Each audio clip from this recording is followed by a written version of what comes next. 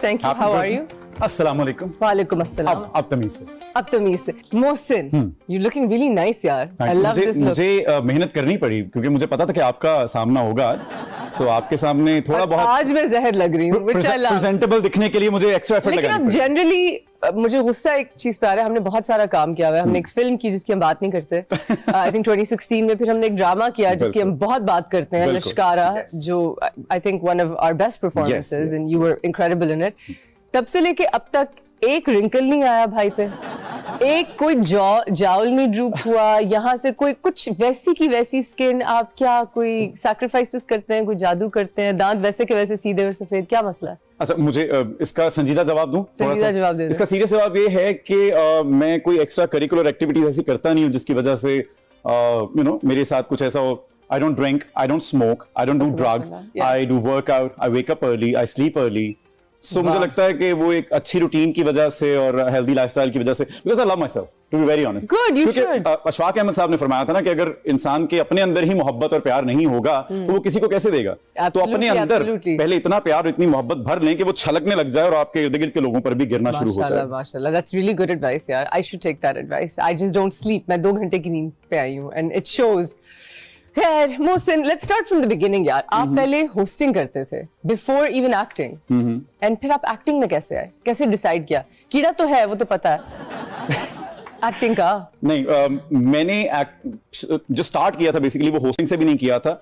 मैंने स्टार्ट किया था एज वॉइस ओवर आर्टिस्ट। अच्छा। मैं वॉइस ओवर्स करता था एक एडवर्टाइजिंग कंपनी के लिए, फिर मैं जिंगल्स उनके लिए बनाता था। अच्छा। जो जब आप कॉलेज टाइम पे नहीं होते कि आप साथ पढ़ भी रहे हैं और आपने कुछ साथ में, फिर वहां पर हमारे शहर लायलपुर में एक रेडियो इंट्रोड्यूस हुआ और फिर मैं उसके ऑडिशंस देने गया। कौन सा शहर है? Faisalabad. Faisalabad, what's it called? Lyallpur. Lyallpur, that's such a उसका पुराना नाम जो है। उसका पुराना नाम, अच्छा, वेरी नाइस। सो वहां पर एक रेडियो स्टेशन लॉन्च हुआ।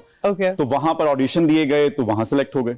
ओके। सो धीरे धीरे सफर का आगाज हुआ। फिर म्यूजिक पढ़ा national academy of performing arts से। यस। फिर साथ साथ थिएटर चल रहा था। म्यूजिक पढ़ा? या You're a great singer, मैं से गाना तो मैं आपसे गवाऊंगी। And you're also such a good dancer. यार इतना talented है, मुझे गुस्सा चढ़ता है माशाल्लाह। But so then you went to Napa. Napa का कैसा एक्सपीरियंस था? बेसिकली हुआ यही था कि मैं जीसी यूनिवर्सिटी फैसलाबाद की म्यूजिक सोसाइटी का प्रेसिडेंट बन गया। अच्छा। तो मुझे शर्म ये आती थी कि जो बाकी हमारे दोस्त थे वो मुझसे अच्छा गाते थे, जाहिर है क्योंकि मैं सीखा हुआ नहीं था, ट्रेन नहीं था, वो ट्रेन थे। अच्छा। तो मुझे लगा कि मुझे सीख लेना चाहिए, लेकिन फिर चूंकि इज्जत नफ्स भी बहुत मुझे अजीज थी अपनी, तो मुझे ये था कि मुझे बदतमीजी से कोई ना सिखाए, मुझे तू तड़ाक से कोई ना सिखाए, गाली गलोच से कोई ना सिखाए। तो मुझे था कि पढ़े लिखे माहौल में कहाँ सीखा जा सकता है। तो ये जो उस्ताद सिखाते हैं वो गालियां वालियां देते हैं? देखिए बेसिकली होता क्या है कि जैसे मैं जब पहली बार घर छोड़कर गया था, तो मैं क्रिकेट के लिए गया था। तो मेरे कोच ने एक बार मुझे कह दिया था, मैं पिंडी गया था, उन्होंने कह दिया था कुछ ऐसा नाजेबा जुमला मुझे पानी पिलाते हुए। सो मैं वो छोड़कर आ गया था।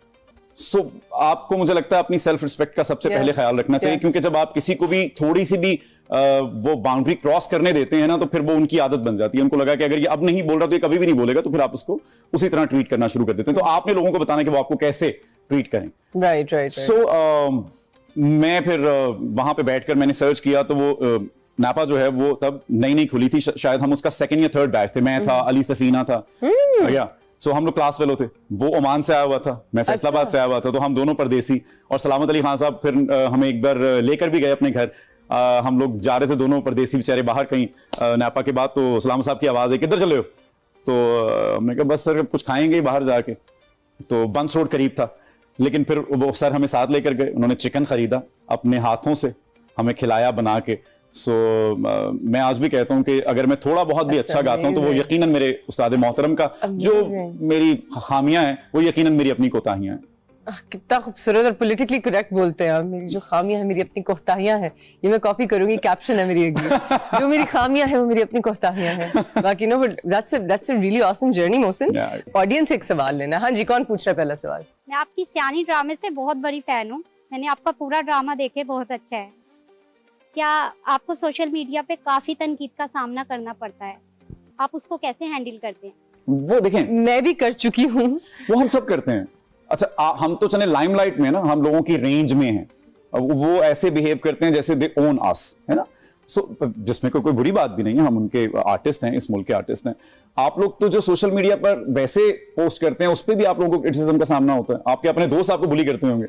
सो ये बहुत नॉर्मल बिहेवियर है, ह्यूमन बिहेवियर है, तो इसको उतना ही नॉर्मली, मैंने उस दिन वासे भाई के शो पे भी कहा, मैंने कहा my block list is bigger than my friend list.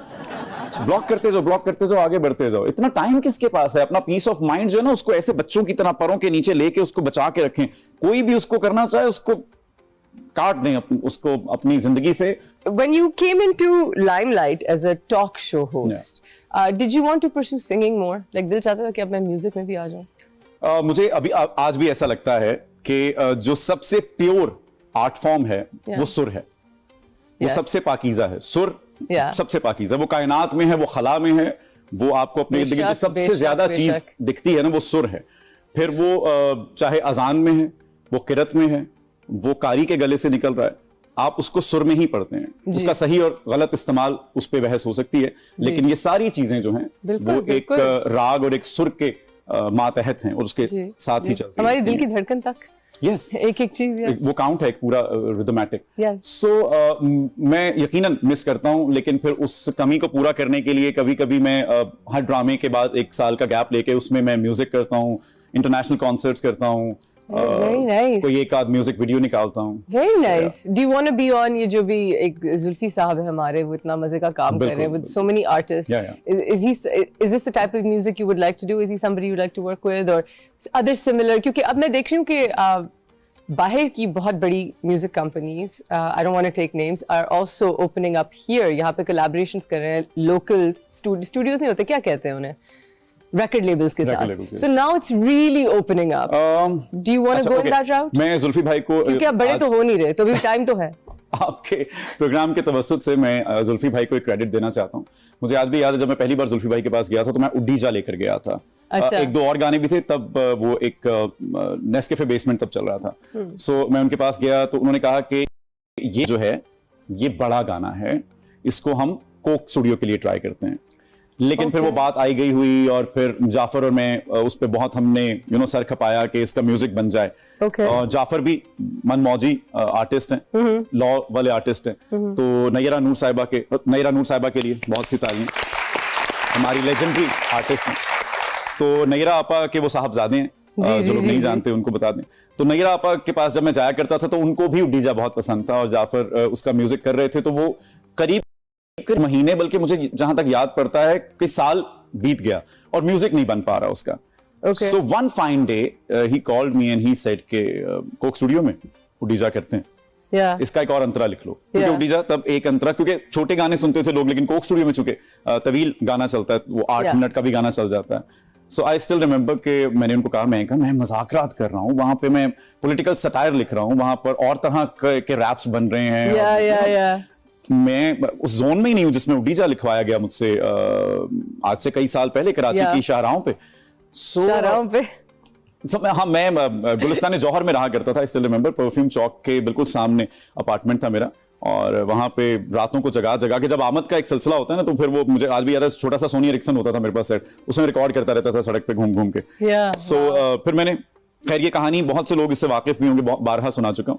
तो मुख्तसर ये है कि फिर मैंने अल्लाह मार्क से कहा कि गुजारिश की कि प्लीज अता कर दीजिए, पहले भी आप ही ने लिखवाया, आप भी लिखवा दीजिए। सो फिर वो जूं तू करके वो लिखा गया और फिर वो कोक स्टूडियो तक पहुंचा।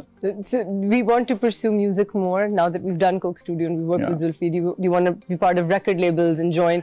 जो पॉप मूवमेंट शुरू हो रही है, उसमें अफसोसनाक बात यह है कि पाकिस्तान में म्यूजिक चैनल्स नहीं है, पाकिस्तान में रिकॉर्ड लेबल्स नहीं है। अब है ना, ये तो मैं कह रही हूँ, अब आ रहे हैं। रिकॉर्ड लेबल्स नहीं है, रिकॉर्ड लेबल्स नहीं है हमारे पास म्यूजिक चैनल नहीं है।